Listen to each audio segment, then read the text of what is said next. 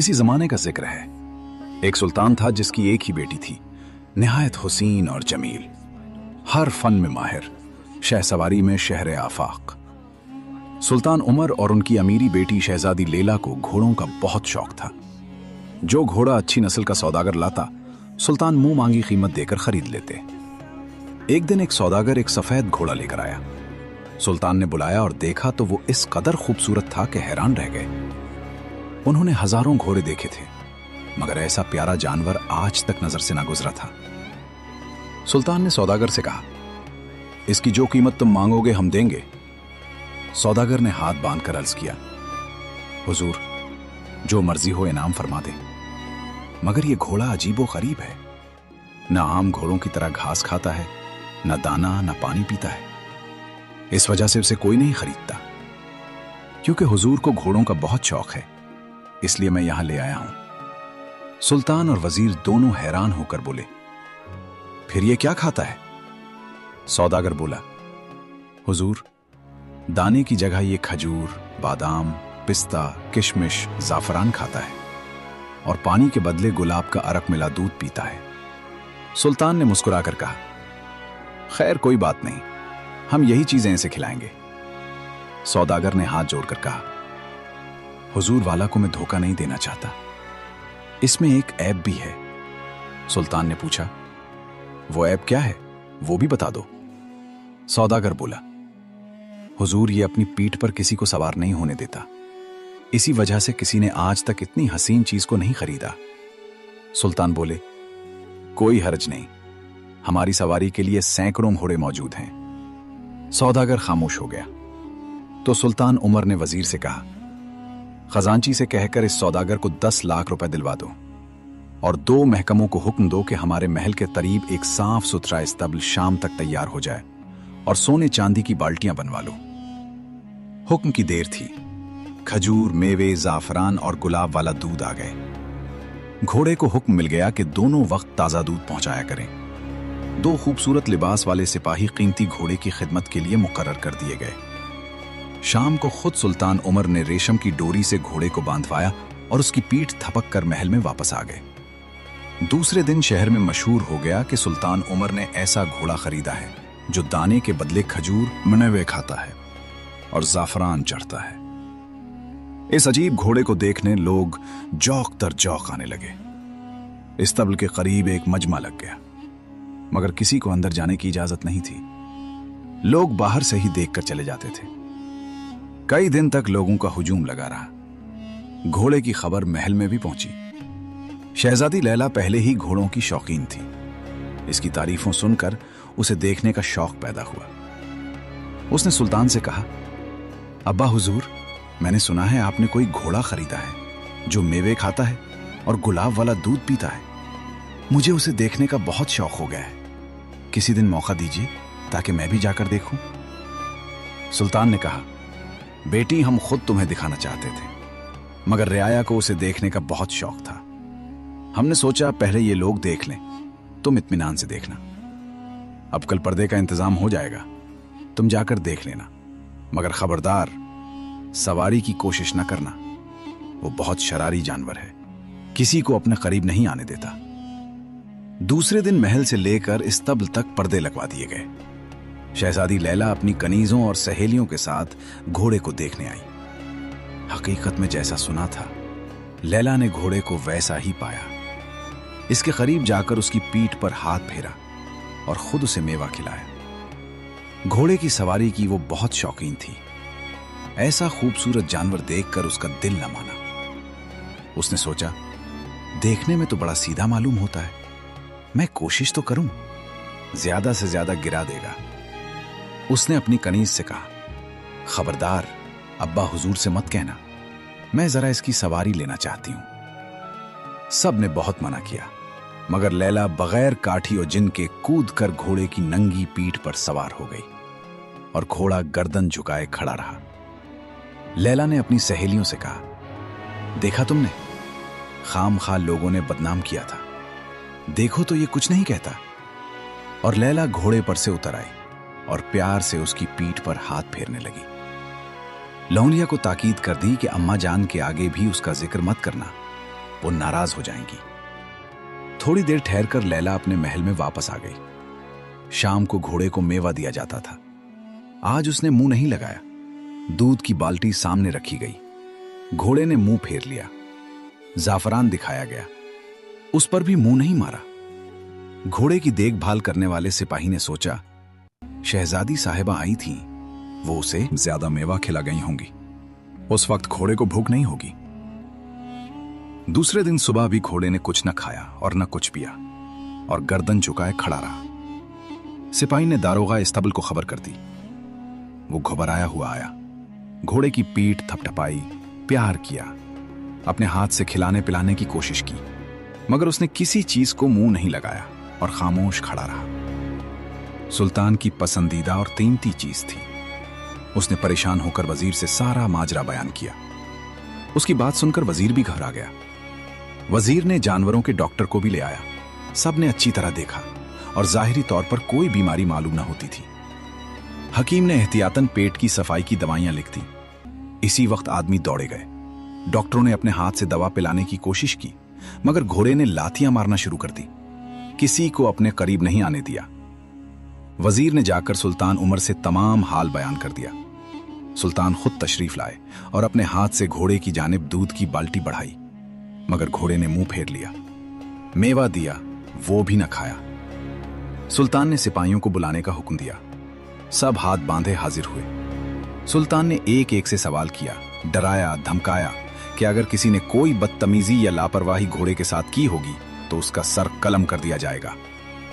घोड़े की देखभाल करने वाले सब लोगों ने हाथ बांधकर अर्ज किया, हुजूर, हम तो बहुत प्यार मोहब्बत से पेश आते हैं। दोनों वक्त बाल्टियां साफ करते हैं, दिन में कई कई मर्तबा थान की सफाई करते हैं। एक बूढ़े सिपाही ने हाथ बांधकर कहा, हुजूर, जान की अमान पाऊं तो कुछ अर्ज करूं?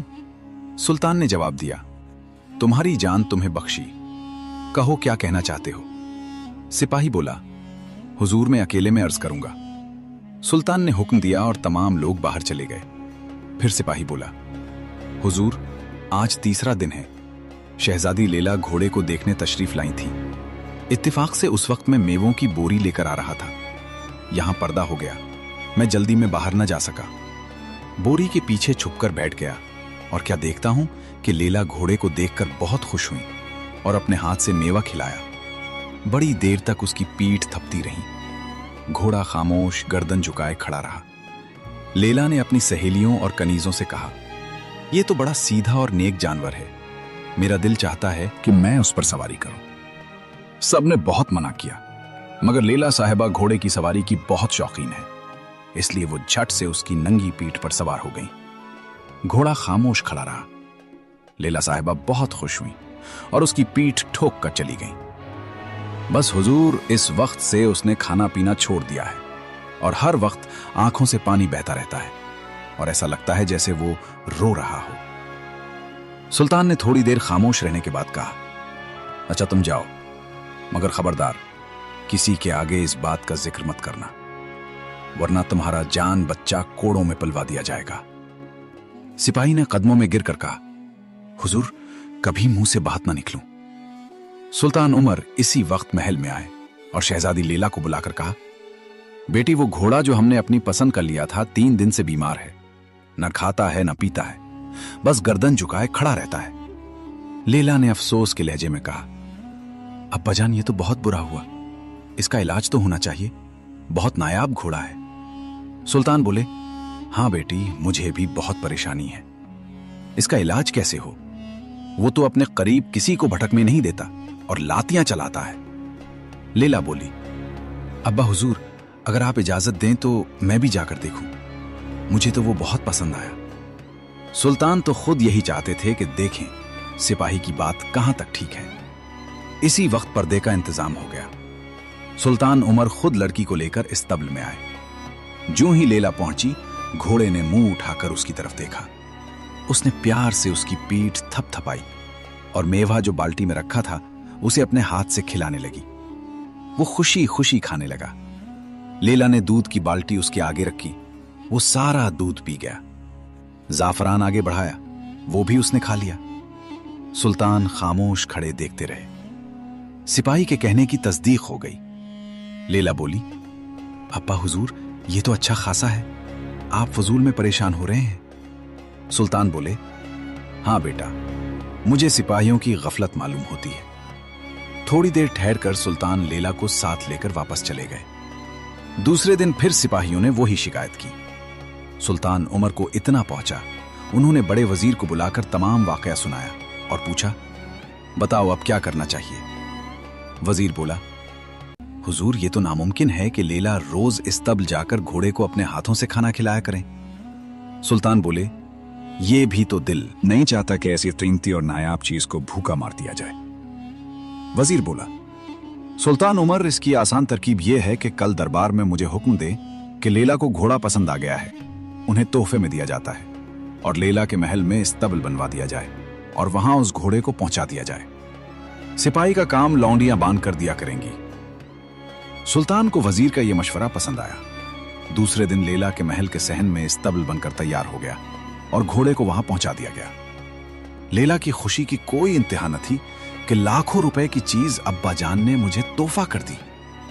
वो रोजाना अपने हाथों से घोड़े को मेवा खिलाती, दूध की बाल्टी उसके आगे रखती। एक लौंडी जो सबसे कम दर्जे की और बदशक्ल थी, उसे इस्तबल की सफाई के लिए लगा दिया गया। लैला को भी घोड़े से बहुत मोहब्बत हो गई थी। उसने इस्तबल में अपने बैठने के लिए एक तख्त बिछा लिया था और अक्सर अपनी सहेलियों के साथ वहां बैठकर शतरंज खेला करती थी। कई महीने इसी तरह गुजर गए। इस अरसे में कई शहजादों के पैगाम आए, मगर लैला ने शादी से इनकार कर दिया। वो सोचती थी, अगर मेरी शादी हो गई तो घोड़े का क्या बनेगा, मैं उसकी देखभाल किस तरह कर सकूंगी। ये तो मेरे ही हाथ से खाता पीता है, जिससे शादी होगी पता नहीं वो ये गवारा करेगा या नहीं। मेरे जाने के बाद तो ये बेचारा सूख कर मर जाएगा। वो अपनी सहेलियों से मजाक में कहा करती थी, मेरी शादी तो घोड़े से हो गई है। एक दफा रात को इत्तेफाक से लैला की आंख खुल गई। बड़ी देर तक वो करवट बदलती रही। आखिर उठकर बाहर टहलने लगी और चलते चलते इस्तबल की तरफ निकल गई। वहां क्या देखती है कि उसके तख्त पर समिया लौंडी, जो इस्तबल साफ किया करती थी, बाल खोले बैठी है और एक निहायत हसीन और जमील नौजवान उसके पास बैठा है। लैला को अपनी आंखों पर यकीन ना आया। वो बड़ी देर तक खड़ी खामोशी से देखती रही। घोड़ा इस्तबल में मौजूद नहीं था। उसे बड़ी हैरत हुई कि यह क्या किस्सा है। लैला निहायत अक्लमंद और होशियार थी। खामोशी से आकर अपने पलंग पर लेट गई, मगर गुस्से की वजह से उसे नींद ना आई और इसी हाल में सुबह हो गई। आज लैला बहुत उदास और खामोश थी। उसने किसी से किसी बात का जिक्र न किया। वो सरदर्द का बहाना करके लेटी रही। घोड़े को भी कुछ न खिलाया पिलाया। शाम को समिया को बुलाकर उसने रात वाले आदमी के मुतालिक पूछा। वो सहम गई और कहा, हुजूर ने देख लिया है तो मुझे बताना ही पड़ेगा।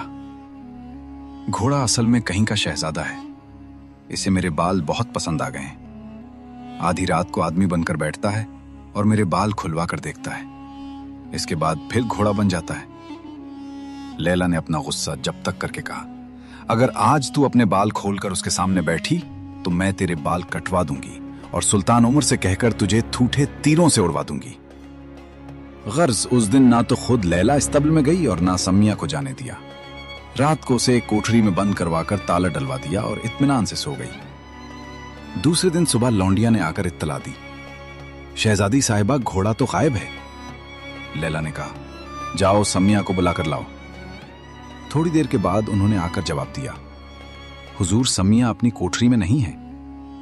लैला खुद उठकर पहले इस्तबल में गई। वहां उसे एक कागज का टुकड़ा मिला। लैला कागज का टुकड़ा उठाकर पढ़ने लगी। इस पर लिखा था, कौन आएगा ममलिकतुल याकूत का, कौन काटेगा समिया के कैस। मैं ममलिकतुल याकूत का शहजादा हूं। मुझे एक ऐसा मंत्र आता है जिसके अमल से अपना रूप बदल सकता हूं। मैं तुम्हारे मुल्क में घोड़े का बहाना बनाकर सैर करने आया था। यहां मैं पकड़ा गया। सौदागर ने तुम्हारे वालिद के हाथ फरोख्त कर दिया। तुम मुझे देखने आए। मैं पहली नजर में तुम्हारा गरवेदा हो गया। तुमने मुझे बहुत आराम और मोहब्बत से रखा, मगर मुझे तुम्हारी लौंडी समिया के बाल बहुत पसंद आए। कई दिन से मैं इसके बाल खुलवाकर देखा करता था। कल तुमने देख लिया और समिया को धमकी दी कि इसके बाल कटवा दूंगी। मुझे बहुत अफसोस हुआ, लिहाजा मैं उसे लेकर जा रहा हूं, सिर्फ उसके बाल देखने को। और तुम्हें जिंदगी भर नहीं भूलूंगा, ना किसी दूसरी लड़की से शादी करूंगा। ये कागज पढ़कर गुस्से के मारे लैला की आंखों में खून उतर आया, मगर वो खामोश रही। ना उसने नाश्ता किया, न शबे खाबीदा। कागज मुट्ठी में दबाकर वो सीधी अपनी मां के पास पहुंची। बेटी को बेवक्त आता देखकर सुल्तान बेगम परेशान हो गई। उन्होंने घबरा कर पूछा, मेरी बच्ची खैरियत तो है? तुम कुछ रंजीदा सी नजर आ रही हो। लैला अपनी मां की गोद में सर रखकर फूट फूट कर रोने लगी। उन्होंने इसे कलेजे से लगाकर कहा, बेटी कुछ बताओ तो सही। किसी ने आंख दिखाई हो तो उसकी आंख निकलवा दूंगी, किसी ने उंगली उठाई हो तो उसकी उंगली कलम करवा दूंगी। मेरी चांद, तुम क्यों रो रही हो? लैला ने सिसकियां भरते हुए कहा। अम्मा जान, घोड़ा गायब हो गया। मलका ने बेटी के सर पर हाथ फेर कर कहा, हो जाने दो, तुम्हारा सदका गया। मैं तो पहले ही समझती थी कि वो परिस्तान का घोड़ा है। लैला ने अपने आंसू पूछकर कहा, अम्मी जान, वो अकेला चला जाता तो कोई बात नहीं थी, मगर वो तो समिया लौंडी को अपने साथ ले गया। लैला ने एक दिन पहले जो कुछ देखा था वो अपनी मां से बयान कर दिया और मलका भी हैरान हो गई। सुल्तान बेगम ने सैकड़ों गालियां समिया को दी और बोली, बेटी तुम फिक्र न करो, तुम्हारे अब्बा जान किसी मुहिम पर गए हैं, वो आ जाएंगे तो समिया मुर्दार को पकड़वाकर बुला लेंगे। लैला बोली, मैंने कसम खा ली है, जब तक समिया के बाल नहीं काटूंगी मैं चैन से नहीं बैठूंगी। इस वक्त आपसे इजाजत लेने आई हूं, मुझे ममलिकत अल याकूत जाने दीजिए। सुल्तान बेगम ने परेशान होकर कहा, मेरी बच्ची तुम कहां जाओगी? मेरी इतनी उम्र हो गई मगर आज पहली दफा ममलिकत अल याकूत का नाम सुना है। लैला बोली, अगर आप मुझे इजाजत नहीं देंगी तो मैं जहर खा लूंगी। अपनी तौहीन किसी हाल में गवारा नहीं कर सकती। सुल्तान बेगम ने बहुत समझाया, रोई पेटी, मगर लैला अपनी जिद पर उड़ी रही और आखिर उनको खामोश होना पड़ा। किस्सा मुख्तसर। दूसरे दिन लैला ने कुछ अशरफियां और कुछ जवाहरात लिए, 4 मर्दाना जोड़े से लाए, थोड़ा सा खुश्क मेवा लिया और एक तेज रफ्तार घोड़े पर सवार होकर मर्दाना भेष में निकल पड़ी और अपनी मां से कह गई, इंशाअल्लाह 3 महीने के अंदर वापस आ जाऊंगी। अपने मुल्क की सरहद पार करके उसने बगैर पता और निशान के अपना सफर जारी रखा। रोज नया दाना, रोज नया पानी। एक जंगल छोड़ती थी, दूसरा पकड़ती थी। रात को अपने घोड़े के आराम की गर्ज से किसी दरख्त के नीचे पड़ जाती थी। गुस्से में न उसको डर था न कोई खौफ। कोई आबादी नजर आती तो वो ममलिकत अल याकूत का पता पूछती, मगर हर शख्स इनकार कर देता। किसी ने आज तक ये नाम नहीं सुना था। इसी तरह 1 महीना गुजर गया, मगर लैला मायूस ना हुई। उसको यकीन था कि कभी न कभी अपनी कोशिश में वो जरूर कामयाब हो जाएगी। इसी तरह एक दिन वो सोकर उठी तो सामने उसको ऐसा जंगल नजर आया जिसके आगे जाना नामुमकिन था। गोया दरख्तों की एक दीवार थी जिसने आगे जाने का रास्ता रोक रखा था। लैला बहुत परेशान हुई और सोचने लगी कि अब क्या होगा। क्या मुझे नाकाम वापस जाना पड़ेगा? मगर ऐसा तो मैं हरगिज नहीं करूंगी। या तो समिया के बाल काट कर ले जाऊंगी या उसी जंगल में दरिंदों की खुराक बनूंगी। वो अल्लाह का नाम लेकर खड़ी हो गई और खंजर अपनी कमर से निकालकर दरख्तों की टहनियां काटना शुरू की। 1 घंटे की कोशिश के बाद उसको अंदर कुछ रोशनी नजर आई। आखिरकार कुछ देर के बाद उसने इतना रास्ता बना लिया कि एक आदमी आसानी से अंदर जा सकता था। लैला बहुत थक गई थी, इसलिए उसने कुछ देर आराम किया, अपने घोड़े को प्यार किया और खंजर हाथ में लेकर जंगल में दाखिल हो गई। उसकी हैरत की इंतहा न रही जब उसने देखा आगे एक मैदान है, उसमें एक झोंपड़ी बनी हुई है। वो दबे पांव झोंपड़ी के करीब गई और उसने अंदर झांका तो वहां क्या देखती है कि हिरन की खाल पर एक बुजुर्ग शख्स बैठा कुछ पढ़ रहा है। लैला ये देखकर दहशत के मारे थिर थिर कांपने लगी। उसके हाथ से खंजर गिर पड़ा। उसकी आवाज पर उन बुजुर्ग शख्स ने दोनों हाथों से अपनी पलकों को उठाकर लैला की तरफ देखा, फिर खंजर को देखा और पूछा, बेटी क्या हमें कत्ल करने आई हो? लैला डर के मारे उनके कदमों में गिर पड़ी और बोली, बाबा भला कहीं ऐसी गुस्ताखी में कर सकती हूं? मैं तो खुद एक कमजोर लड़की हूं, किसी जरूरी काम से अपने घर से निकली हूं। बुजुर्ग ने उसके सर पर हाथ फेर कर कहा, बेटी तेरे ऊपर क्या मुसीबत आ पड़ी, जरा बयान करो। लैला ने सारा किस्सा बुजुर्ग को सुना दिया। बुजुर्ग ने मुस्कुराकर कहा, वो लड़का ऐसा ही मंचला है। मैंने ही उसको वो मंत्र सिखाया था, मगर उसने तुम्हारे साथ दगा की है। अब वो अमल भूल जाएगा। लैला ने हाथ जोड़कर कहा, बाबा, आप मुझे ममलिकत अल याकूत का पता बता दें, मैं अपनी तौहीन का बदला लूंगी। बुजुर्ग बोले, बेटी, कत्ल किसको करना है, मगर बेटी किसी को कत्ल न करना, सिर्फ बदला ले लेना। लैला ने कहा, नहीं बाबा, मैं तो सिर्फ अपनी लौंडी के बाल काटकर वापस चली जाऊंगी। बुजुर्ग बोले, उस जंगल के आगे ममलिकत अल याकूत है। अगर तुम अंदर से चली जाओ तो सूरज गुरूब होने से पहले शहर में दाखिल हो जाओगी। लैला ने हाथ जोड़कर कहा, बाबा, मेरा घोड़ा अंदर कैसे आएगा? मैं भी मुश्किल से अंदर आई हूं। बुजुर्ग बोले, जाओ, खुदा का नाम लेकर उसकी रस्सी पकड़कर ले आओ। लैला जिस रास्ते से अंदर आई थी, इसी रास्ते से वापस घोड़े के पास आई और बुजुर्ग के कहने से वो घोड़े को लेकर अंदर दाखिल हुई। उस वक्त से वो रास्ता खासा कुशादा मालूम हुआ। बुजुर्ग ने हाथ के इशारे से लैला को दूसरी तरफ जाने को कहा। वो अदब से सलाम करके आगे बढ़ी। अब मैदान साफ था। वो घोड़े पर सवार हो गई। थोड़ी दूर गई थी कि शहर की फसील नजर आने लगी। उसने घोड़े की रफ्तार तेज कर दी। वो खुशी से फूले न समा रही थी। उसकी मंजिल मकसूद उसे सामने नजर आ रही थी। अभी सूरज गुरूब में ही हुआ था कि वो शहर में दाखिल हो गई। नई जगह, अजनबी लोग। सारे दिन की थकी हारी सोचने लगी कि कहां ठहरे। लोग उस नौन लड़के के हुस्ने जमाल देखकर हैरान रह गए। परदेसी समझकर हर शख्स ने उसको अपने हाथ ठहरने की दावत दी, मगर उसने सबका शुक्रिया अदा करके किसी सराय का पता पूछा। गर्ज किसी अल्लाह के बंदे ने उसको एक नेक सराय में पहुंचा दिया। सराय की मालकिन भटियारी ने उसे हाथों हाथ लिया। उसके ठहरने के लिए एक कोठरी खोल दी। पलंग पर बिस्तर, हर चीज मौजूद थी। लैला ने खुदा का शुक्र अदा किया। अपने कपड़ों का थैला एक तरफ रखा, घोड़े को ले जाकर इस्तबल में बांधा और मुंह हाथ धोकर पलंग पर बैठ गई। थोड़ी देर के बाद भटियारी खाना लेकर आ गई। आलू का सालन, शोरबा पानी की तरह पतला, एक बोटी, एक आलू का कटला, मसूर की दाल, वो भी दाल अलग और पानी अलग, तंदूर की मोटी मोटी 2 रोटियां। लैला ने भला ऐसा खाना कहां खाया था, मगर उस वक्त वो उसे 1000 नेमत मालूम हुआ। लैला ने खूब पेट भरकर खाना खाया और टांगे फैलाकर बेखबर सो गई। सुबह को जब सूरज काफी चढ़ गया तो भटियारी ने आकर लैला को जगाया। ऐ मियां मुसाफिर, तुम तो ऐसे घोड़े बेचकर सोए हो कि उठने का नाम नहीं लेते। नाश्ता ठंडा हो रहा है। लैला घबरा कर उठ बैठी। उसने भटियारी से कहा, मेरे घोड़े को घास दाना वगैरह भी दिया है? भटियारी ने हंसकर कहा, मियां मुसाफिर, सारी उम्र इन्हीं कामों में गुजरी है। मैं मुसाफिरों की खिदमत करती हूं। मेरा मियां उनके घोड़े और खच्चर की देखभाल करता है। यह कहकर वो मटकती हुई चली गई।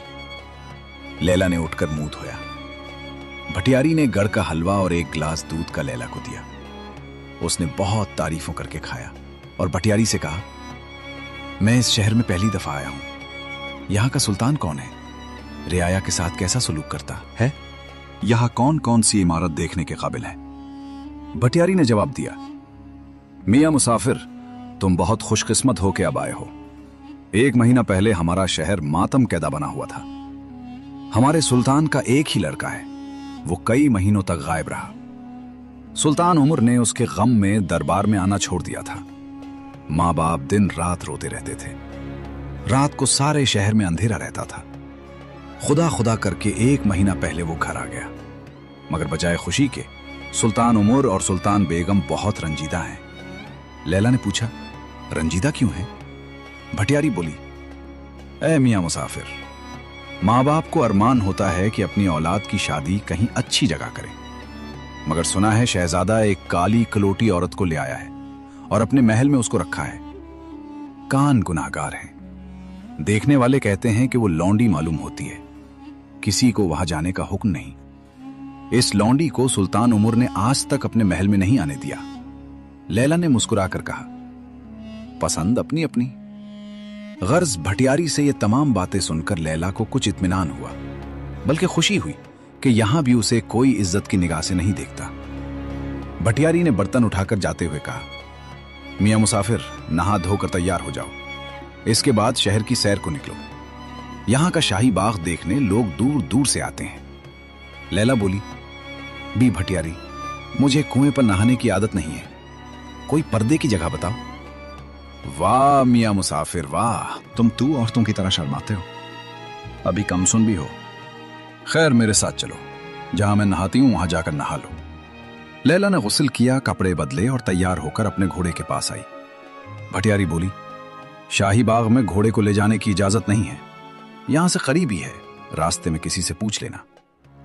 गर्ज लैला सराय से बाहर निकली और पूछती पूछती शाही बाग में पहुंची। और क्या देखती है, एक बूढ़िया मालन ठूल चुन रही है। यह भी उसके पास जाकर खड़ी हो गई। उसने हमदर्दी से कहा, बड़ी अम्मा, तुम्हारी कमर तो झुकी हुई है, तुम फूल चुनते चुनते थक गई हो। बूढ़िया ने निगाह उठाकर देखा तो एक निहायत खूबसूरत लड़का खड़ा था। बूढ़िया ने पूछा, बेटा तू कहां से आया है और किसका लाल है? लैला ने जवाब दिया, अम्मा मैं परदेसी हूं, तुम्हारे शहर की बहुत तारीफ सुनी थी, देखने चला आया। बूढ़िया ने पूछा, अच्छा बेटा तू ठहरा कहां है? लैला ने उसके साथ फूल चुनते हुए कहा, मैं सराय में ठहरा हूं, उस वक्त जरा बाग की सैर करने चला आया। बूढ़िया बोली, बेटा तुझे देखकर मेरा दिल बड़ा खुश हुआ, मैं अकेली रहती हूं, तू सराय में मत ठहर, तुम मेरे घर चलो और वहां ठहर जाना। ये भटियारी सीधे साधे मुसाफिरों को लूट लेती है। लैला बोली, अच्छा अम्मा मैं तुम्हारे घर आ जाऊंगा, मगर तुम इतनी मेहनत क्यों करती हो? अब तो तुम्हारी टोकरी फूलों से भर गई है, चलो मैं तुम्हारे घर तक पहुंचा दूं। बूढ़िया ने उसे दुआएं देकर कहा, बेटा मेहनत ना करूं तो खाऊंगी कहां से? अब यहां से जाकर खाना पकाऊं, उसके बाद फूलों का गहना बनाऊंगी, रात को शहजादे के महल में लेकर जाऊंगी, उसकी बीवी को अपने हाथ से पहना कराऊंगी, सिवाय मेरे वहां किसी को जाने की इजाजत नहीं है। लैला समझ गई, जरूर बूढ़िया समिया के लिए गहना बनाकर ले जाती है। यह ख्याल आते ही लैला के तन बदन में आग लग गई, मगर उसने सोचा, यह बड़ा अच्छा मौका है, मैं अपना सामान लेकर बूढ़िया के यहां आ जाऊं। फूलों की टोकरी उसने बूढ़िया के घर पहुंचाई और उससे कहा, अम्मा मेरा घोड़ा भी है। बूढ़िया ने जवाब दिया, बेटा देख मेरे घर का आंगन बहुत बड़ा है, नीम के दरख्त के नीचे तो अपना घोड़ा बांध देना। लैला ने सराय में आकर खाना खाया और अपना थैला उठाकर भटियारी से कहा, बी भटियारी, मैं अपनी खाला की तलाश में आया था, इत्तेफाक से वो रास्ते में मिल गई, अब मैं उसके घर जा रहा हूं।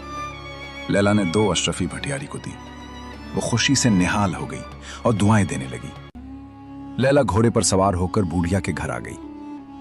कई दिन वो खामोशी से देखती रही, फिर रफ्ता रफ्ता उसने फूल पिरोने शुरू कर दिए।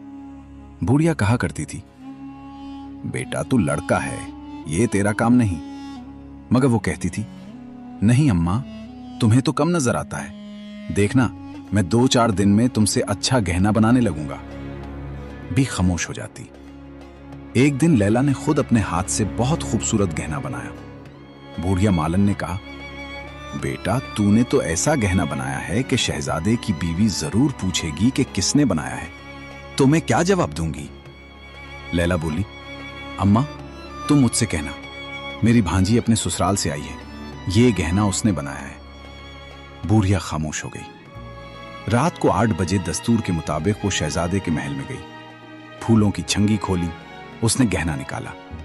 लैला की बीवी ने खुश होकर कहा, आज तो बड़ा खूबसूरत गहना बनाया है, तेरे हाथ का नहीं मालूम होता, सच सच बता ये किसने बनाया है? बूढ़िया बोली, हुजूर मेरी भांजी अपने ससुराल से आई है, ये गहना उसी ने बनाया है। शहजादे की बीवी ने कहा, मालन कल तुम अपनी भांजी को लेकर आना, हम उसके हाथ से गहना पहनेंगे और उसी से अपनी चोटी भी गंधवाएंगे और उसको बहुत सारा इनाम देंगे। बूढ़िया तो ये सुनकर सहम गई। उसने दबी जबान से कहा, हुजूर उसका मियां भी साथ आया है, वो बड़ा जालिम है, मैं जाकर कहूंगी मगर वादा नहीं करती, हुकूमत पता नहीं वो आने देगा या नहीं। शहजादे की बीवी ने कहा, तुम जानती तो हो कि यहां तुम्हारे सिवा कोई नहीं आता, शहजादा रात को 11 बजे आता है, अगर तुम अपनी भांजी को नहीं लाई तो मैं तुम्हें सजा दूंगी। बूढ़िया ने हाथ जोड़कर कहा, हुजूर मैं कोशिश करूंगी। शहजादे की बीवी बोली, कोशिश नहीं, तुम उसे लेकर आना। बूढ़िया अच्छा हुजूर कहती हुई अपनी छंगी उठाकर गिरती पड़ती घर पहुंची और आते ही लैला से कहा, बेटा तूने मुझे बेमौत मरवा दिया, अब बताओ क्या होगा? शहजादे की बीवी ने तुझे बुलाया है। लैला ने हंसकर कहा, अम्मा घबराने की क्या बात है, तुम देखना मैं ऐसी लड़की बनूंगी कि कोई भी नहीं पहचान सकेगा, तुम इत्मीनान से सो जाओ। लैला की बात सुनकर बूढ़िया खामोश हो गई। उसने भी सोचा, अब उसकी दाढ़ी मूंछ तो निकली नहीं, लड़कियों के कपड़े पहनकर रात को लड़की ही लगेगी। चुनाचे दूसरे दिन लैला ने बाजार जाकर एक लहंगा सिलवाया और करती दुपट्टा खूब गोटे मसाले का बनवाया और खूब तेज धार की एक कैंची खरीदी। दोपहर तक सब चीजें लेकर घर आ गई। आज उसने बड़े एहतमाम से मकीश लगाकर फूलों का गहना बनाया। शहजादे की बीवी के लिए रोज फूलों की चोटी बनाई जाती थी। आज उसने बड़ी लड़ियों की चोटी बनाई और लाल सब्ज छंगी में रखकर सुर्ख कपड़ों से ढांक दी। इन सब कामों से फारिग होकर उसने अपने हाथ पांव में बजाय मेहंदी के सुर्ख रंग लगा लिया और तेल में थोड़ी सी कालक लगाकर अपने मुंह और हाथ पैरों पर मिल लिया। वो चांदी के जेवर भी खरीद लाई थी। 8 बजे तैयार होकर जब वो छम छम करती कोठरी से निकली तो बूढ़िया उसको देखकर दंग रह गई और बोली, बेटी तूने अपना रंग सनोला क्यों कर लिया? लैला बोली, अम्मा वो देखकर ये ना कहे कि खाला का रंग तो सनोला है, भांजी कैसे गोरी हो गई? भेष बदले तो बंदा पूरा बदले। बूढ़िया ये सुनकर खामोश हो गई और उसको साथ लेकर शहजादे के महल में पहुंची। लैला ने देखा कि समिया बड़े ठाठ से जरंगा मुसरी पर तिकिए का सहारा लिए पड़ी है। उसकी आंखों में खून उतर आया। अगर उसका बस चलता तो खंजर से उसी वक्त उसका काम तमाम कर देती। मालन ने झुककर सलाम किया। लैला को भी सलाम करना पड़ा। शहजादे की बीवी ने कहा, मालन तुम्हारी भांजी तो बड़ी ठाठदार है, मगर यहां घूंघट क्यों निकाल रही है? मालन ने फूलों की छंगी खोलते हुए कहा, हुजूर ये शर्माती बहुत है। शहजादे की बीवी फूलों का गहना देखकर बहुत खुश हुई और उसने कहा, आज हम तुम्हारी भांजी से अपने बालों में फूल गंधवाएं। लैला की दिली मुराद भर आई। समिया अपने बाल खोलकर बैठ गई। लैला ने अपना काम शुरू किया। उसने बड़ी सफाई से पूरी चोटी काटकर अपनी छंगी में रख ली और बड़ी खूबसूरती से फूलों की चोटी लगा दी। अपने काम से फारिग होकर उसने मालन से कहा, खाला जल्दी घर चलो, मेरे शौहर ने थोड़ी देर की इजाजत दी थी। शहजादी की बीवी ने उसे बहुत सारा इनाम देकर रुखसत किया और कहा, जब तक तुम यहां हो रोज आया करो। उसके बाद लैला और मालन दोनों सलाम करके घर वापस आ गईं। लैला ने जल्दी जल्दी कपड़े बदले और मुंह हाथ धोकर बूढ़िया से कहा, अम्मा घूंघट निकाले निकाले सर में दर्द हो गया है, जरा मैं हवाखोरी को जाता हूं। उसने अपना थैला उठाया और घोड़े पर सवार होकर बड़ी तेज रफ्तार से चल पड़ी। 2 घंटों में वो मीलों दूर निकल गई। घोड़ा भी बहुत दिन से आराम कर रहा था। इसी वक्त हवा से बातें करने लगा। शहजादा अपने दस्तूर के मुताबिक रात को 11 बजे अपने कमरे में आया और अपनी मुसरी पर बैठकर कहा, समिया अपने बाल खोलो। उसने चोटी खोलनी शुरू की। फूलों की लड़ियां निकालकर जो उसने बाल खोलना चाहा तो गोद साफ थी। वो घबरा गई और लैला की तरफ देखने लगी। उसने दोबारा कहा, फूलों की चोटियां क्यों लगाती हो? मुझे ये सब बनावटी बातें पसंद नहीं, मैं सिर्फ तेरे बाल देखना चाहता हूं। तुझे अच्छी तरह मालूम है जिस दिन लैला ने तेरी चोटी काटने को कहा था उस दिन मैं उसे धोखा देकर तुझे उड़ा ले आया था। वो मेरी मोहसिन थी, उसने मुझे बहुत प्यार मोहब्बत से रखा था। मैं भी उसे चाहता था, मगर तेरे बालों ने मुझे एहसान फरामोश बना दिया। समिया खामोश गर्दन झुकाए बैठी रही। शहजादे ने जरा ऊंची आवाज में कहा, आखिर मसला क्या है? आज तुम मेरे हुक्म की खिलाफ वर्जी क्यों कर रही हो? समिया ने हाथ जोड़कर कहा, हुजूर मैं आपके हुक्म की खिलाफ वर्जी नहीं कर रही। हुजूर मेरे बाल पता नहीं कहां चले गए। शहजादा घबरा कर खड़ा हो गया। उसने खुद समिया का सर देखा। बजाय लंबे बालों के सिर्फ छोटे छोटे पटे रह गए थे। उसने जलकर जोर से एक थप्पड़ समिया के मुंह पर लगाया और बोला, अब तो किस काम की है? मुझे तो सिर्फ तेरे बाल पसंद थे। सच सच बता, यहां कौन आया था? समिया ने डरते डरते कहा, हुजूर और तो कोई नहीं आया। बुढ़िया मालन की भांजी आई थी, उसने मेरी चोटी गंधी थी। शहजादे ने गुस्से के लहजे में कहा, वो बगैर हमारे हुक्म के यहां क्यों आई? हमने तो सिर्फ बुढ़िया को आने की इजाजत दे रखी थी। शहजादा गुस्से की हालत में टहल रहा था और बार बार कह रहा था, कौन आएगा ममलिकतिल याकूत का, कौन काटेगा समिया के केस। उसकी नजर दरवाजे पर पड़ी जहां से मालन आई थी। वहां मोटे मोटे हरूफ में लिखा था, हम आए ममलिकतिल याकूत के, हमने काटे समिया के केस। शहजादा कुछ देर हैरान सा खड़ा देखता रहा। फिर उसने समिया से कहा, लेला तेरे बाल काट कर ले गई और तुझे खबर तक नहीं हुई, बेवकूफ कहीं की। समिया बोली, हुजूर, लेला तो बहुत खूबसूरत। वो लड़की तो बहुत काली थी। शहजादे ने गुस्से में कहा, हकीकत में जाहिल आदमी का दिमाग बेकार होता है। वो देख, सामने वो लिख कर गई है। यह कहकर शहजादा फौरन बाहर चला गया। उसने सिपाहियों को हुक्म दिया, अभी बूढ़िया मालन को पकड़ लाओ और जो कोई भी उसके घर में हो उसे गिरफ्तार कर लो। शहजादे का हुक्म पाते ही सिपाही दौड़ गए। आधी रात गुजर चुकी थी। बूढ़िया लड़के के इंतजार में जाग रही थी। अचानक कई सिपाही घर में घुस आए और बूढ़िया की मुश्क किस ली और वो रोने चलाने लगी। अरे डाकू आ गए, मुझे बचाओ। सिपाहियों ने डांट कर कहा, हम डाकू नहीं, शहजादे साहब के सिपाही हैं। उनके हुक्म से तुझे पकड़ने आए हैं। बता, तेरे साथ और कौन कौन रहता है? बूढ़िया डर गई और सोचने लगी, यह मुसीबत जरूर उस लड़के की वजह से आई है। शहजादे की बीवी ने पहचान लिया होगा कि वो लड़की नहीं थी। उसने कांपती हुई आवाज में कहा, मेरे यहां और कोई नहीं, एक मेरा भांजा आया हुआ था। 8 बजे रात को वो कहीं घूमने गया था और अभी तक वापस नहीं आया। मैं इसी के इंतजार में जाग रही थी। सिपाहियों ने कहा, अच्छा तुम हमारे साथ चलो, शहजादे ने तुम्हें बुलाया है। 2 सिपाही बूढ़िया को लेकर शहजादे के पास आए।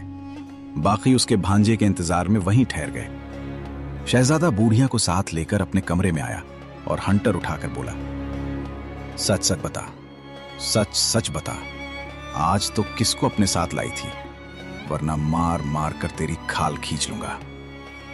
हुजूर, मैं इसे नहीं ला रही थी, मगर बेगम साहिबा ने हुक्म दिया था कि कल इसे जरूर लेकर आना। वो बिल्कुल कम उम्र लड़का था। वो जनाना कपड़े पहनकर मेरे साथ आ गया और उसके साथ मैं भी यहां बैठी रही थी। शहजादे ने डांट कर कहा, झूठ क्यों बोलती हो? वो लड़का नहीं, लड़की थी। मालन ने हाथ जोड़कर सारा किस्सा सुनाया और बोली, हुजूर, मैं तन्हा रहती हूं, परदेसी समझकर उसे रख लिया था। शहजादा बोला, अच्छा, सुबह तुम्हें फांसी दे दी जाएगी। सिपाहियों ने बूढ़िया को हवालात में बंद कर दिया। तमाम रात शहजादा जागता रहा। उसको समिया के बाल कट जाने का बहुत अफसोस था और वो लैला की बहादुरी पर हैरत कर रहा था। उसने ऐसा खतरनाक जंगल कैसे पार किया? वो अपने ऊपर लानत मलामत करता रहा। इस कदर खूबसूरत लैला को छोड़कर उस काली किलौटी लौंडी को क्यों मुंतखब किया? हकीकत में ये उसकी बहुत तौहीन थी। उस लाभ ने मेरे ऊपर लाखों रुपया खर्च किया। लैला मुझे अपने हाथ से खिलाती थी, घंटों मेरे पास इस तबल में बैठी रहती थी। कई बड़े बड़े शहजादों के पैगाम आए, मगर उसने शादी से इनकार कर दिया। मैंने उसको अपनी सहेलियों से भी ये कहते सुना था कि मेरी शादी तो घोड़े से हो गई है। मैंने एक आर्जी चीज को पसंद किया। बाल कटने के बाद समिया में कोई खूबी न रही। मुझे उसकी सूरत से नफरत हो गई। सिपाहियों ने रात ही को सारी हकीकत कुटवाल शहर को जाकर बता दी और यह भी कह दिया कि शहजादा साहब ने हुक्म दिया है कि कल बूढ़िया को फांसी दी जाए। सुबह सवेरे कुटवाल वजीर के पास गया और यह किस्सा सुनाया। वजीर ने कहा, बगैर सुल्तान उमर के हुक्म के किसी को फांसी नहीं दी जा सकती। इसके अलावा तुम बता रहे हो कि बूढ़िया ने शहजादे की बीवी के बुलाने पर उस लड़के को लेकर गई थी। इसका भी कसूर है। मैं सुल्तान से जाकर कहता हूं, जो उनका हुक्म होगा उस पर अमल किया जाएगा। गर्ज वजीर ने खास आदमी को सुल्तान के पास भेजा और अकेले में बात करने को कहा। उसी वक्त वजीर की तलब हुई। उसने जो कुछ कुटवाल से सुना था वो सारा सुल्तान के सामने बयान कर दिया। सुल्तान ने जवाब दिया, तुम जाओ, हम शहजादे से खुद पूछेंगे। वजीर आदाब बजा लाकर उल्टे कदम वापस चला गया। सुल्तान ने अपने ख्वाजा सरा का हुक्म दिया कि शहजादे को बुला लाओ। थोड़ी देर में शहजादा तैयार होकर आ गया। मगर तमाम रात जागने की वजह से उसकी आंखें सुर्ख हो रही थीं और चेहरा उदास था। सुल्तान ने बेटे की तरफ गौर से देखते हुए कहा, हमने सुना है तुमने बूढ़ी मालकिन को फांसी पर लटकाने का हुक्म दिया है। बेटा, ये सजा तो बड़े जुर्म में दी जाती है, यानी अगर मालन ने किसी को जान से मार डाला हो तो वो फांसी की मुस्तहिक है। तुम बताओ उसका कसूर क्या है? शहजादा बोला, अब्बा जान, वो मेरे में एक लड़के को लड़की बनाकर ले गई थी। मुझे बहुत गुस्सा आया। मैंने सिपाहियों से कहा, कुटवाल शहर से कहकर उसको फांसी पर लटका दिया जाए। सुल्तान ने कहा, बेटा, अगर उन छोटी छोटी बातों पर सुल्तान अपनी रियाया को फांसी दिलाया करें तो रियाया उसकी नाफरमान हो जाएगी और मुल्क छोड़कर चली जाएगी। शहजादे ने कोई जवाब न दिया। सुल्तान ने ख्वाजा सरा को बुलाकर हुक्म दिया, बूढ़ी मालन को हाजिर करो। हुक्म की देर थी। मालन रस्सियों में बंधी हुई फौरन सुल्तान के पास हाजिर हुई। सुल्तान ने तमाम फस को जाने का हुक्म दिया और सिर्फ शहजादा वहां बैठा रहा। सुल्तान ने बूढ़ी से पूछा, बता, वो लड़का कौन था जिसको तू लड़की बनाकर शहजादे के महल में ले गई थी?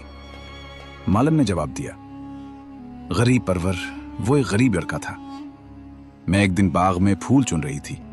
वो लड़का मेरे पास आकर खड़ा हो गया। वो बहुत कम उम्र था, कोई 13-14 बरस का होगा। मूंछ तक नहीं निकली थी और हसीन इतना था कि मैंने अपनी तमाम उम्र ऐसा हसीन नौजवान नहीं देखा था। मुझे वो बहुत अच्छा लगा। मेरे पूछने पर उसने बताया कि वो परदेसी है और किसी सराय में ठहरा है। हजूर, मैं बिल्कुल अकेली रहती हूं। मैंने उससे कहा कि तुम सराय के बजाय मेरे पास आकर ठहर जाओ। वो राजी हो गया और अपना घोड़ा और कपड़ा लेकर आ गया। मैं शहजादा साहब की दुल्हन के लिए फूलों का गहना बनाकर लाती थी। 2-4 दिन में वो भी गहना बनाना सीख गया और वो मुझसे अच्छे गहने बनाने लगा। परसों उसके हाथ का गहना मैं लेकर महल आई तो दुल्हन साहिबा ने उसे बहुत पसंद किया। इस लड़के ने मुझे अच्छी तरह सिखा दिया था कि लैला पूछे तो उसे कह देना कि मेरी भांजी ससुराल से आई है। यह कहना उसने बनाया है। मैंने शहजादे की दुल्हन से यही कह दिया। दुल्हन साहिबा ने मुझे हुक्म दिया कि कल मैं उसको अपने साथ लेकर महल में आऊं। मैं बहुत डर गई थी। मैंने बहुत बहाने किए, मगर उन्होंने कहा कि अगर तुम नहीं लाई तो मैं तुझे सजा दूंगी। मैंने घर जाकर लड़के को तमाम किस्सा सुनाया। इस लड़के ने मुझे समझाया, अम्मा डरो नहीं, थोड़ी देर की तो बात है। मैं ऐसी लड़की बनूंगा कि कोई मुझे पहचान नहीं सकेगा। हजूर, मेरी कमबख्ती थी। मैं उसकी बातों में आ गई और अपने साथ उसे ले आई, मगर सुल्तान उम्र में उसके सामने बैठी रही। उसने तो दुल्हन साहिबा से बात तक नहीं की। घूंघट निकाले वो उनके बाल संवार रही थी। शहजादे ने गुस्से के लहजे में कहा, संवार रही? बूढ़िया बोली, जी सरकार। इसके बाद मैं उसको साथ लेकर चली गई। वो कपड़े बदलकर हवा खोरी के लिए चला गया। 12 बजे तक वापस नहीं आया। मैं उसी के इंतजार में जाग रही थी कि सिपाही मुझे पकड़ लाए। अब हजूर जो चाहे सजा दे। शहजादे ने पूछा, क्या वो घोड़े पर गया था? मालन ने हाथ जोड़कर कहा, मैं अपनी कोठरी में पड़ी थी। मुझे खबर नहीं कि वो किस पर गया, मगर जब सिपाही मुझे पकड़ लाए तो उसका घोड़ा वहां नहीं था। शहजादे ने उठकर बूढ़िया की रस्सियां खोलकर कहा, जा, तेरा कसूर माफ किया। अभी मेरी नजरों के सामने से दूर हो जा। बूढ़िया बेचारी गिरती पड़ती हजारों दुआएं देती हुई वहां से चली गई। सुल्तान ने बेटे से कहा, कल तो तुमने फांसी की सजा तजवीज की थी, आज इसे तुमने बिल्कुल माफ कर दिया। हालांकि वो जनाना महल में लड़के को लेकर गई थी, ये उसने जुर्म का काम किया था। शहजादे ने गर्दन झुकाकर कहा, अब्बा जान, वो लड़का नहीं था, लड़की थी। सुल्तान ने ताज्जुब से कहा, तुम्हें कैसे खबर हुई? शहजादे ने जवाब दिया, अब्बा जान, वो लैला थी। वो मुझसे इंतकाम लेने आई थी। मैं उसकी लौंडी समिया को लेकर आ गया था। मुझे उसके बाल बहुत पसंद थे। लैला समिया की चोटी काटकर ले गई। सुल्तान ने मुस्कुराकर कहा, बड़ी बहादुर लड़की है। मैं उसकी हिम्मत और जुर्रत से बहुत खुश हुआ, मगर आज तक तुमने तफसील से मुझे हालात नहीं बताए। 6 महीने तक कहां गायब रहे थे तुम? शहजादे ने तमाम तफसील सुल्तान को सुना दी। जंगल में एक बुजुर्ग का मिलना, उनसे मंतर सीखना, फिर घोड़ा बनकर जाना वगैरह। कुछ देर खामोश रहने के बाद सुल्तान बोले, हमारा तो मुंह नहीं बनता कि लैला के लिए तुम्हारा पैगाम भेजें। तुम खुद घोड़ा बनकर फिर वहां जाओ और लैला से और उसके बाप से माफी मांगो। इसके बाद हम खुद तुम्हारी बारात लेकर जाएंगे। बड़े अफसोस की बात है कि तुमने एक लौंडी को लैला पर तरजीह दी। अब्बाजान, अब मैं खुद बहुत शर्मिंदा हूं। वो मंतर बहुत याद करता हूं मगर मैं भूल गया। सुल्तान ने कहा, अगर तुम लैला को पसंद करते हो तो उसके बाप को खत लिखो, वरना वो कहीं और उसकी शादी न करती, और समिया को निकाल बाहर करो। इसकी वजह से हम अपने बराबर वालों से बहुत शर्मिंदा हैं। तुम्हारी मां इसी गम में गली जा रही हैं। शहजादा बोला, समिया को रात ही मैंने महल से निकाल दिया। मुझे तो सिर्फ उसके बाल पसंद थे। दूसरी तरफ लैला ने रातों रात जंगल पार किया और वो बुजुर्ग की झोपड़ी के करीब पहुंची। उनकी झोपड़ी बंद थी और अंदर चराग टिमटिमा रहा था। लैला सोचने लगी, अगर मैं यहां ठहरी तो हो सकता है शहजादे के आदमी आकर पकड़ लें। वो अपने घोड़े की रस्सियां पकड़े खामोशी से बाहर निकल आई। अब सुबह हो गई थी। थोड़ी देर उसने आराम किया। घोड़ा भी थक गया था। वो जंगल में चरता चरता रहा। दोपहर से पहले वो फिर रवाना हो गई। इस तरह 2 दिन की मंजिल 1 दिन में तय करती हुई वो अपने वतन पहुंच गई। मलका और सुल्तान लड़की की तरफ से मायूस हो चुके थे। महल में उदासी छाई हुई थी। अचानक लैला महल में दाखिल हुई। लौंडियां बांदियां खुशी खुशी सुल्तान बेगम के पास इत्तला करने दौड़ पड़ी। लैला सीधी अपनी मां के पास गई और समिया की चोटी उनके कदमों में डालकर बोली, अम्मा जान, मैं अपनी कोशिश में कामयाब हो गई। उन्होंने बेटी को कलेजे से लगा लिया। सुल्तान को खबर पहुंची, वो फौरन आए। बेटी की पीठ थपथपाकर बोले, तुमने हमारे आने का इंतजार किया होता तो हम अपनी फौज लेकर चढ़ाई करते। लैला बोली, अब्बा, हुजूर वहां कोई नहीं जा सकता। लैला ने तमाम हाल अपने सुल्तान को सुनाया। गर्ज उसी रात को शहर में चरागां हुआ। गरीबों और मोहताजों को खैरात तकसीम की गई। 1 हफ्ते तक लैला ने आराम किया, मगर वो खामोश और उदास रहती थी।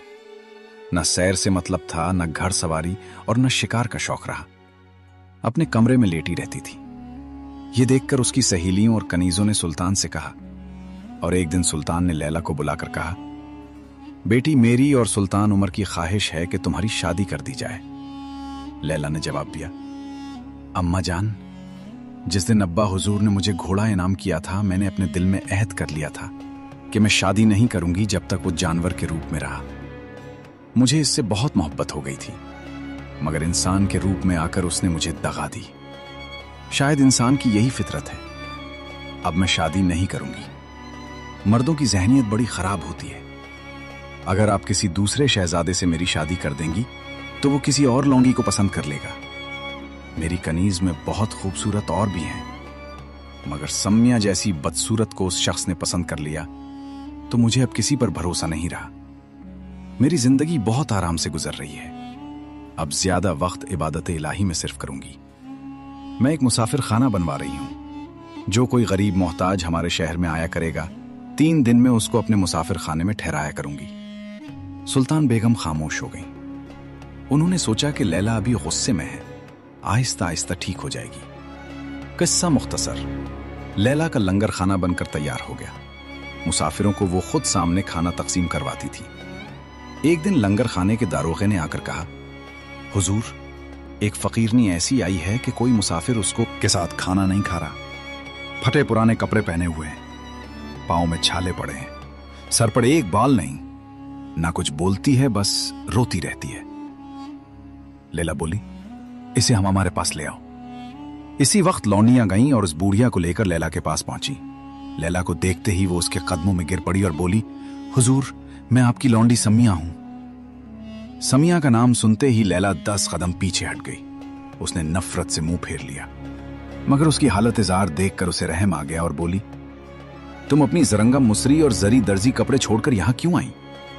वो रोते हुए बोली, हुजूर, शहजादे को मेरे बाल पसंद थे। जब बाल नहीं रहे तो उन्होंने ठोकर मारकर मुझे निकाल दिया। मैं जंगलों में मारी मारी फिरती रही। एक दिन जंगल में एक बुजुर्ग आदमी मिले। उन्होंने मेरे सर पर हाथ फेर कर रास्ता बताया और मैं वहां से चली तो रास्ते में जो थोड़े से बाल मेरे सर पर रह गए थे वो भी हबशियों की तरह हो गए। सब लौनिया और कनीजों ने कहा, बहुत अच्छा हुआ, अपने मालिक के साथ दगा करने का यही अंजाम होता है। लैला ने उसको सुल्तान बेगम के पास भेज दिया और कहलवाया, इसका कसूर माफ कर दिया, ये अपनी सजा को पहुंच चुकी है, वो भी उसे माफ कर दें। गर्ज ये कि वो फिर शहजादे की खिदमतगारी में लगा दी गई। लैला को अब भी सुकून न हुआ था। वो घोड़े शहजादे से मिलना चाहती थी। वो दिन रात इसी फिक्र में रहती थी। एक दिन सुल्तान उमर के पास ममलिकत उल याकूत का एलची बहुत से तहाइफ लेकर आया और शहजादे का खत भी लाकर दिया। खत में शहजादे ने माफी मांगी थी और लैला से शादी की दरखास्त की थी। सुल्तान ने एलची को तो मेहमान खाने में ठहरने का हुक्म दिया और वजीर को बुलाकर मशवरा किया। वजीर ने जवाब दिया, हुजूर, लैला के मशवरे के बगैर कोई जवाब नहीं देना चाहिए, क्योंकि घोड़ा आपने ही उनको तोहफे में दिया था और उसने लैला के साथ धोखा किया। अब लैला की मर्जी है कि वो जो हुक्म फरमाए उस पर अमल किया जाए। सुल्तान महल में आए और अपनी बेगम को शहजादे का खत देकर कहा, तुम लैला का खत दिखा दो और वो जो भी जवाब दे वो आकर हमें बताओ। सुल्तान बेगम ने लैला को बुलाकर कहा, सुल्तान उमर तुम्हारी राय मालूम करना चाहते हैं। लैला कुछ देर सोचने के बाद बोली, अम्मा जान, मुझे एक रात की मोहलत दीजिए, मैं सोचकर बताऊंगी। रात को वो बड़ी देर तक उस मसले पर गौर करती रही। उसको घोड़े से दिरी लगाव था। उसके जाने के बाद जो कुछ मुश्किलात लैला ने झीली वो खुद ही समझती थी। जंगलों में मारी मारी फिरी, शादी करने से इनकार कर दिया। अब खुद शहजादा उसे शादी करने की दरखास्त कर रहा है और माफी भी मांग रहा है, लिहाजा इनकार नहीं करना चाहिए। मगर जिस तरह उसने मेरा जी जलाया, मैं भी उसको जलाऊंगा। बनाया और मुतमईन होकर सो गई। दूसरे दिन उसने अपनी एक सहेली की मारिफत सुल्तान बेगम से कहलवा दिया कि वो सुल्तान उमर से कह दी कि अगर हकीकत में वो शादी करना चाहता है तो खुद आकर लैला से बात करें। चुनाचे सुल्तान ने भी अपने मुल्क के बेहतरीन तहाइफ देकर एलची को रुखसत किया। शहजादे का पैगाम सुनकर शहजादा फौरन राजी हो गया और अपने खास मुशीर को साथ लेकर वो रवाना हो गया। कुछ दिन के बाद वो शहर में दाखिल हुआ। इतना मिलते ही सुल्तान ने वजीर को उसके इस्तकबाल के लिए भेजा। एक खास महल में शहजादे के ठहरने का इंतजाम कर दिया गया। दूसरे दिन सुबह लैला ने अपने खास बाग में, जहां वो शह सवारी की मश्क करती थी, शहजादे से मिलने का वक्त मुकर्रर किया और शाही लिबास पहनकर अपनी सहेलियों और कनीजों को साथ लेकर बाग में गई। इसके अलावा समिया को शहजादे जैसा लिबास पहनकर उसके सर पर ताज रखा और एक निहायत कीमती घोड़े पर सवार कराकर अपने साथ लिया। वक्त मुकर्रर पर ख्वाजा सरा ने शहजादे को बाग में पहुंचा दिया। शहजादा यहां आकर क्या देखता है कि लैला एक हबशी गुलाम के साथ शहसवारी की मश्क कर रही है। वो गुस्से से कांपने लगा और अपनी कमर से खंजर निकाल लिया। लैला उसके इस्तकबाल को आगे बढ़ी। सम्मिया और सब कनीजों को वहीं ठहरने का हुक्म दिया। उसने शहजादे के करीब जाकर कहा, आपकी तशरीफ आवरी से बड़ी खुशी हुई। शहजादे ने कोई जवाब न दिया और खंजर मियां से निकाल लिया, मगर लैला के हुस्न जमाल को देखकर उसका हाथ ना उठ सका। उसने गुस्से के लहजे में पूछा, तुम किसके साथ घड़ दौड़ कर रही थी? लैला ने मुस्कुराकर कहा, आपके गुलाम के साथ। शहजादे ने इंतहा गुस्से की हालत में कहा, मेरा गुलाम यहां कैसे आया? लैला ने हंसकर कहा, जैसे मेरी लौंडी ममलिकत अल याकूत गई थी।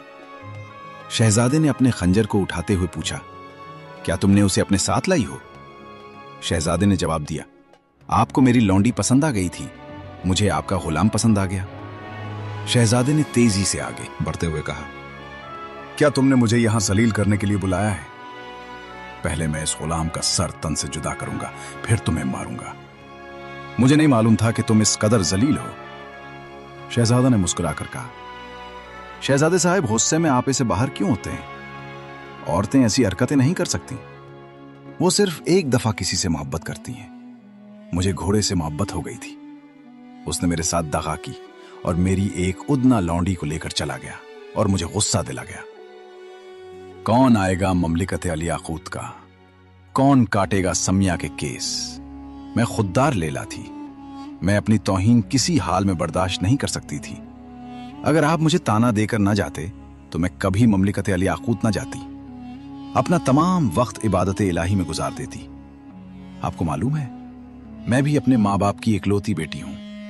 मेरी परवरिश भी बड़े नाजो नेम के साथ हुई थी, मगर मैंने कई महीनों जंगलों की खाक छानी। आप समिया के साथ ऐशो आराम की जिंदगी बसर कर रहे थे। और मैं शेर और भेड़ियों के मुंह में थी। आपने मुझे पहले एक कमजोर लड़की समझकर धोखा दिया, मगर समिया के बाल कट जाने के बाद आपको मुंह की खानी पड़ी, और उस वक्त भी आप अपनी ताकत इस्तेमाल करना चाहते हैं। मेहरबानी करके अपना खंजर मियां में रख लीजिए और इस गुलाम को पहचानने की कोशिश कीजिए। उसने समिया को करीब बुलाया और ताज जमीन पर फेंकते हुए कहा, यह आपकी नूर नजर समिया है। अगर आप इसको ले जाना चाहते हैं तो शौक से ले जाएं, मुझे कोई एतराज नहीं होगा। शहजादे ने गर्दन झुकाकर कहा, मैं तुमसे बहुत शर्मिंदा हूं, बल्कि मैं तुम्हारा गुनाहगार हूं। तुमने मुझसे पूरा पूरा इंतकाम ले लिया। तुम्हें इस गुलाम के साथ देखकर मेरी आंखों में खून उतर आया था। लैला ने मुस्कुराकर कहा, और जब मुझे यह मालूम हुआ कि वो घोड़ा जिसको मैं अपने हाथ से खिलाती पिलाती थी और ज्यादा वक्त उसके इस्तबल में गुजारती थी, वो समिया को लेकर फरार हो गया, तो मेरे दिल पर क्या गुजरी होगी। शहजादे ने निदामत से कहा, बार बार इसका जिक्र ना दोहराओ, मैं अपने कसूर की माफी मांगता हूं। लैला ने इसकी बात को नजरअंदाज करते हुए अपनी कनीज से कहा, शहजादे साहब के लिए कुर्सी लाओ, बड़ी देर से खड़े हैं। शहजादे ने मुस्कुराकर कहा, मैं अपना इस्तबल देखना चाहता हूं। लैला ने जवाब दिया, जब घोड़ा नहीं रहा तो इस्तबल बेकार था, उसका मैंने मुसाफिर खाना बनवा दिया, और एक दिन वहां समिया भूख प्यासी फट्टे कपड़े पहने आई थी। उसने बताया कि उसके बाल कटने के बाद आपने ठोकरे मारकर उसको निकाल दिया। बड़े अफसोस की बात है, जब औरत दिल से उतर जाती है तो मर्द उसके साथ ये सलूक करते हैं। शहजादा बोला, इस बात को छोड़ो, ये बताओ जिस मकसद के लिए मैं आया हूं उसके मुताल्लिक तुम्हारी क्या राय है। लैला ने कुछ देर खामोश रहने के बाद कहा, आप अब्बा जान से मिलकर अपना मकसद बयान कीजिए, मैं उनका हुक्म नहीं टाल सकती। थोड़ी देर शहजादा यहां बैठकर सुल्तान उमर के पास गया और उनसे शादी की दरखास्त की। सुल्तान ने जवाब दिया, बेटा मैं तुमसे मिलकर बहुत खुश हुआ, मगर तुम्हारे वालिद साहब की तरफ से पैगाम आना चाहिए। अगर हमने तुम्हारे कहने पर यह रिश्ता मंजूर कर लिया तो उन्हें बहुत दुख होगा। शहजादा गर्दन झुकाकर बोला, सुल्तान उमर, मैं अब्बा जान की मर्जी से आया हूं, वो आपसे बहुत शर्मिंदा है। मैंने आपको और लैला को बहुत दुख पहुंचाया था, उन्होंने मुझे भेजा है कि मैं अपना कसूर माफ करवा कर आऊं। शहजादे की यह बात सुनकर सुल्तान ने उसे सीने से लगा लिया और बोला, बेटा हमने तुम्हें माफ किया, अपने वालिद को हमारा सलाम कहना और कहना कि हमारी यही एक लड़की है। अगर आप बजाते खुद बारात लेकर आएं तो हम ये रिश्ता करने को तैयार हैं। शहजादा उसी दिन रवाना हो गया। दोनों सुल्तानों के दरमियान एलची के जरिए शादी की तारीख मुकर्रर हुई और बड़ी धूमधाम से शादी की रस्म अदा हुई, और इसके बाद लैला और शहजादा दोनों हंसी खुशी जिंदगी गुजारने लगे। प्यारे दोस्तों, कहानी अच्छी लगी तो लाइक करें, चैनल को सब्सक्राइब कर दें और मजीद इसी तरह की किस्से कहानियां देखने के लिए देखते रहें। शुक्रिया।